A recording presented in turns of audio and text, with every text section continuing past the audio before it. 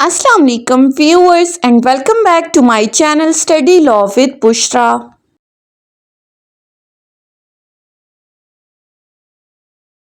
So in today's video we are going to discuss the 4 important legal phrases that are used in every single act. But before starting the discussion, I request you all to please subscribe to my channel and don't forget to press the bell icon for latest updates. Do share this video with your friends and don't forget to comment your feedback. So let's move towards the discussion. One by one हम इन 4 legal phrases को discuss करते हैं। तो सबसे पहले है हमारे पास notwithstanding anything contained in the clause. अब ये बहुत ही ज़्यादा दफ़ा यूज़ होती है जब भी हम किसी सेक्शन को पढ़ रहे होते हैं तो उसके साथ हमारे पास ये क्लॉज ज़रूर होती है। सो इसका सिंपल मतलब क्या है? In spite of whatever is written in this clause. Simplify करें तो नॉट विथ स्टैंडिंग का मतलब है ओवर राइडिंग इफेक्ट, यानी जहां पर भी वर्ड नॉट विथ स्टैंडिंग आ जाए तो आपने समझ जाना है कि ये ओवर राइडिंग क्लॉज है। यानी कि अगर किसी और जगह पर कोई और बात कही गई है तो ठीक है, लेकिन अब अगर यहां पर कुछ कह दिया तो फिर यही सेक्शन अप्लाई होगा। यानी कि कॉन्फ्लिक्ट की सूरत में दिस क्लॉज विल प्रिवेल, जो कि नॉट विथ स्टैंडिंग के साथ है। फॉर एग्जाम्पल, समझाने के लिए मैं एक एग्जाम्पल दे देती हूँ। अगर कहीं पर लिखा हुआ है employees must retire at age 60, यानी कि एम्प्लॉयमेंट एज क्या होगी? 60 साल की। अगर कहीं पर लिखा है notwithstanding anything contained in this clause जजेस में retire at the age of 65, तो इसका क्या मतलब हुआ? ऑल्दो तमाम एम्प्लॉयज के लिए जो रिटायरमेंट एज है वो 60 साल है, लेकिन जजेस के लिए रिटायरमेंट एज क्या है? 65 ईयर्स। यानी कि जजेस वाली जो क्लॉज है वो ओवरराइडिंग इफेक्ट दे रही है, वो फॉलो होगी भले किसी और जगह पर कोई और बात की हो। सो यानी कि नॉट विथ स्टैंडिंग सुप्रीमेसी देती है किसी भी प्रोविजन को। ये बाकी प्रोविजंस को क्या करती है? कंट्रोल करती है। यानी कि पर्टिकुलरली नॉट विथ स्टैंडिंग वाली क्लॉज अप्लाई होगी भले किसी और जगह पर कहीं और बात कही गई है। तो सिंपल हो गया। उसके बाद एक और क्लॉज आती है हमारे पास, except as otherwise expressly provided. ये भी एक इंपॉर्टेंट फ्रेज है। ये क्या कहती है कि जनरली ये बात अप्लाई होगी, लेकिन अगर लॉ ने किसी और जगह पर पर्टिकुलरली कोई बात की है तो फिर वही चीज को फॉलो किया जाएगा। यानी कि अगर कहीं पर कोई क्लियर एक्सेप्शन दी है तो वो फॉलो होगी, अदरवाइज ये रूल अप्लाई होगा। यानी कि ये एक्सेप्शन क्रिएट कर रहा है। जनरली आपने इसी प्रोविजन को फॉलो करना है जहां जो एक्सेप्ट एज अदरवाइज के साथ है, लेकिन अगर किसी और जगह पर कोई और प्रोविजन कुछ और कहती है तो फिर वो प्रोविजन अप्लाई होगी। यानी कि ये कॉन्फ्लिक्ट की जगह दोनों प्रोविजंस के दरमियान एक हार्मनी क्रिएट कर रहा है। फॉर एग्जाम्पल से आपको मजीद क्लियर हो जाएगा। अगर कहीं पर लिखा हुआ है all contract must be in writing except as otherwise expressly provided, यानी कि जनरल रूल क्या है कि जितने भी कॉन्ट्रैक्ट्स होंगे वो रिटन होंगे। बट अगर कहीं पर लिखा हुआ है कि oral contracts are valid in case of emergency, तो ऑरल कॉन्ट्रैक्ट्स भी क्या हो सकते हैं? वैलिड हो सकते हैं। सिंपल ये एग्जांपल क्या समझा रही है कि नॉर्मली जनरल रूल ने कहा कि तमाम कॉन्ट्रैक्ट्स इन राइटिंग होने चाहिए, लेकिन अगर किसी और जगह पर कोई और बात कही गई है तो वो फॉलो होगी। और कहीं और जगह पर क्या लिखा हुआ था कि ऑरल कॉन्ट्रैक्ट्स भी इमरजेंसी सिचुएशन में वैलिड हो सकते हैं। So express except as otherwise expressly provided का क्या मतलब हुआ कि अगर इसके अलावा कहीं और पर कुछ और लिखा गया है तो वो फॉलो किया जाएगा। अब इन दोनों के दरमियान का डिफरेंस क्या आ गया? Not with standing overriding effect है। वो कहता है कि नहीं, जो बात मैंने कही है वो ही फॉलो होगी, लेकिन एक्सेप्ट एज अदरवाइज क्या कहता है कि जनरल रूल तो यही है, लेकिन अगर कहीं और पर कोई और बात लिखी गई है, एक्सेप्शन देता है, तो उस एक्सेप्शन को फॉलो किया जाएगा। मजीद सिंप्लीफाई कर देते हैं। नॉट विथ स्टैंडिंग क्या है? एक पावरफुल क्लॉज है, वो अपने लिए लड़ती है और जीत जाती है। लेकिन except as otherwise expressly provided क्या है? वो सिर्फ एक्सेप्शन की इजाजत दे रहा है। सो ये इनके दरमियान का बेसिक डिफरेंस आ गया। नेक्स्ट इंपॉर्टेंट फ्रेज है हमारे पास सेव एज अदरवाइज प्रोवाइडेड। इसका कॉन्सेप्ट भी बिल्कुल except as otherwise expressly provided की तरह है। किस तरह कि ये कहता है कि जनरली तो यही रूल अप्लाई होगा, लेकिन दूसरी प्रोविजंस के साथ मिलकर। हमने कहा था except as otherwise expressly provided में कि कहीं और कोई और बात की गई है तो वो फॉलो होगी। सेव एज अदरवाइज क्या कहता है कि ये चीज फॉलो होगी but subject to the other provisions, यानी कि जनरली आपने यही प्रोविजन फॉलो करनी है, लेकिन अगर कोई और प्रोविजन कुछ और कहती है तो फिर वही अप्लाई होगी। यानी कि वही बात कि ये प्रोविजंस के दरमियान हार्मनी क्रिएट कर रहा है इंस्टेड ऑफ द कन्फ्लिक्ट। ये भी हमें एक एक्सेप्शन प्रोवाइड कर रहा है, बिल्कुल उसी तरह जैसे except as otherwise expressly provided हमें एक एक्सेप्शन दे रहा था। अब इसको भी हम एक एग्जाम्पल से समझ लेते हैं तो मजीद क्लैरिफाई हो जाएगा।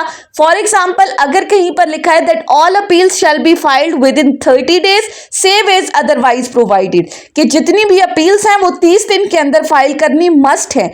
But save as otherwise provided में क्या हुआ कि स्पेशल केसेस में अपील 60 दिन के अंदर भी फाइल की जा सकती है। सो जनरल रूल और अनदर प्रोविजन से हमें क्या समझ में आया कि सेव एज अदरवाइज प्रोवाइडेड यही कहता है कि जनरली तो 30 दिन वाला कॉन्सेप्ट फॉलो किया जाएगा, लेकिन जहां पर अगर दूसरी प्रोविजंस ने कहा कि 60 दिन में स्पेशल केसेस में अपील फाइल हो सकती है तो फिर वो 60 दिन वाली बात भी मानी जाएगी। यानी कि जनरल रूल के साथ जनरल रूल तब अप्लाई होगा जब दूसरी प्रोविजंस के साथ मिलकर उसको देखा जाएगा। सो अब तीनों का अगर हम डिफरेंस निकालें तो नॉटविथस्टैंडिंग क्या थी, एक स्ट्रॉन्ग पावरफुल क्लॉज थी जो डोमिनेट कर रही थी हर चीज पर कि मैंने जो कहा वो फाइनल हो गया। एक्सेप्ट एज अदरवाइज प्रोवाइडेड ने क्या कहा, एक्सेप्शन है only if it is clearly written। save as otherwise provided क्या कह रहा है, जनरल रूल फॉलो होगा but subject to the other provisions. So तीनों के दरमियान का डिफरेंस क्या आया, नॉट विथ स्टैंडिंग लड़ रहा है और जीत भी जाता है। एक्सेप्ट एज अदरवाइज प्रोवाइडेड क्या करता है, वो परमिशन देता है, लेकिन सेव एज अदरवाइज प्रोवाइडेड क्या है, वो खुद ब खुद एडजस्ट कर रहा है। सो अब आपको समझ में आया कि इन तीनों के दरमियान का डिफरेंस क्या था। अब आ जाते हैं अपनी चौथी क्लॉज के ऊपर जो कि है subject to the provision of this code. अब इसका क्या मतलब है, that this section is controlled by subordinate sections of the code. यानी कि इसका मतलब है कि आप जो भी एक्शन लोगे वो इस कोड के रूल्स के मुताबिक ही लिया जाएगा। लीगली अगर हम इसको डिफाइन करें तो subject to the provision of this code का मतलब है कि ये बाकी प्रोविजंस के ऊपर डिपेंड कर रहा है। यानी कि जो चीज भी लॉ के अंदर लिखी गई है वो अप्लाई होगी, इससे हटकर कोई बात है तो वो फॉलो नहीं की जाएगी। यानी कि अगर कोई और लॉ कोई और एग्रीमेंट इस लॉ के अगेंस्ट जा रहा है तो वो फॉलो नहीं होगा, बल्कि इसी कोड की जो प्रोविजंस हैं वही फॉलो की जाएंगी। यानी कि यहां पर सीधी बात की गई है कि जहां पर भी आएगा subject to the provision of this code then this code will prevail, nothing contrary to this code will prevail, nothing contrary to this code will be allowed, nothing contrary to this code will be accepted. यानी कि ये एक ठप्पा लग जाता है कि इसमें जो बात है वही फाइनल है। फॉर एग्जाम्पल, अगर कहीं पर लिखा है अ कंपनी में make the contracts and acquire the property subject to the provision of this code, तो इसका क्या मतलब हुआ कि कंपनी कॉन्ट्रैक्ट्स करेगी और प्रॉपर्टी एक्वायर कर सकती है, लेकिन उसने क्या करना है, इस कोड के रूल्स को फॉलो करना है। यानी कि जो प्रोसीजर इस कोड के अंदर बताया गया है वही फॉलो किया जाएगा। कंपनी अपनी मर्जी का तरीका अपनाते हुए कोई भी प्रॉपर्टी एक्वायर नहीं करेगी।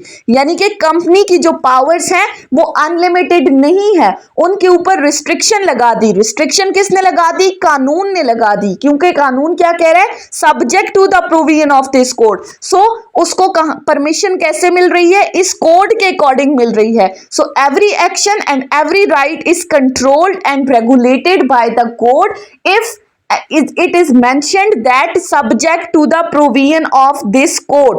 so subject to the provision of this code का सिंपली क्या मतलब हुआ कि आपका हर राइट, हर ड्यूटी, हर एक्शन कौन कंट्रोल कर रहा है? जो उस लॉ के अंदर बात कही गई है, यानी कि आपने जो भी एक्शन लेना है वो उस लॉ के रूल्स के अकॉर्डिंग लेना है। सो अगर अब हम इन चारों का डिफरेंस निकालें, इन चारों को कंपेयर करें जो अभी तक हमने फ्रेजेस डिस्कस की हैं, तो अगर पहली दो फ्रेजेस देखें, notwithstanding anything contained in the clause and except is otherwise expressly provided, तो नॉट विथ स्टैंडिंग ने क्या कहा कि भाई भले जो क्लॉज कुछ और कहती है तो कह दे, जब मैंने कोई बात कर दी तो वो फाइनल हो गई, मैं किसी के ताबे नहीं हूं, मैं किसी के कंट्रोल में नहीं हूं, जो मेरी बात है वही फाइनल है, हर बंदा इसी बात को फॉलो करेगा। लेकिन एक्सेप्ट इज अदरवाइज प्रोवाइडेड ने क्या कहा कि ये रूल तो अप्लाई होगा, लेकिन अगर लॉ कुछ और कहता है तो वो फॉलो किया जाएगा। When a clear exception is provided in the law then that will follow, यानी कि इसने क्या किया, परमिशन दे दी कि मैं तो फॉलो होता हूं जनरली, लेकिन अगर कोई पर्टिकुलर प्रोविजन कुछ और कहती है तो आप उसको फॉलो कर सकते हैं, यानी कि ये एक कंडीशन दे रहा है, ये एक एक्सेप्शन दे रहा है। सो इन दोनों के दरमियान का डिफरेंस क्या आ गया? नॉट विथ स्टैंडिंग पावरफुल है, except is otherwise expressly provided less powerful है, वो क्या कर रहा है, सिर्फ और सिर्फ परमिट कर रहा है, अलाउ कर रहा है। तीसरा है सेव एज अदरवाइज प्रोवाइडेड, वो क्या कर रहा है बेचारा, एडजस्टमेंट कर रहा है। किस तरह से? वो कहता है जनरली तो यही रूल अप्लाई होगा, लेकिन अगर कोई और प्रोविजन कुछ और कहती है तो उसको भी हम साथ लेकर चलेंगे, यानी कि जनरल रूल तो है लेकिन अदर प्रोविजंस अगर इससे कुछ डिफरेंट है तो उनको भी हम साथ साथ लेकर चलता है। लेकिन जो चौथी फ्रेज है, subject to the provisions of this code, वो क्या कहता है कि आपके जो एक्शंस और राइट्स हैं वो इस एक्ट के अकॉर्डिंग चलेंगे, कोड ने जो बात कह दी वो ही फॉलो होगी। पूरा सिस्टम कौन कंट्रोल कर रहा है? वो कोड कंट्रोल कर रहा है, चाहे वो कोई भी कोड है, कोई भी एक्ट है। ये कोड से मुराद एक्ट लॉ की बात की जा रही है, यानी कि ये एडजस्टमेंट नहीं कर रहा, ये आपको इजाजत नहीं दे रहा, ये पावरफुल नहीं है, इसके पास पूरी क्या है, कंट्रोलिंग अथॉरिटी है। सो इन चारों के दरमियान का डिफरेंस अब आपको समझ में आ गया। Notwithstanding powerful clause, except is expressly provided और सब सेव इज अदरवाइज प्रोवाइडेड, ये क्या कर रही है, एक एक्सेप्शन दे रहा है, दूसरी साथ साथ लेकर चल रही है, और चौथा क्या आकर कहता है कि भाई पूरा का पूरा सिस्टम क्या है, वो मेरे कंट्रोल में है। सो ये थी हमारी आज की डिस्कशन इन 4 लीगल फ्रेजेस के ऊपर, जो बहुत ही इंपॉर्टेंट है और हमेशा आपको कंफ्यूज करती हैं। सो आई होप कि आपको इस लेक्चर के थ्रू अब इनका क्लियर मीनिंग समझ में आ गया होगा। अगर आपको ये वीडियो अच्छी लगी है तो इस वीडियो को लाइक करें, कमेंट करें और चैनल को जरूर सब्सक्राइब करें। Thank you so much for watching this video. Till then, अल्लाह हाफिज।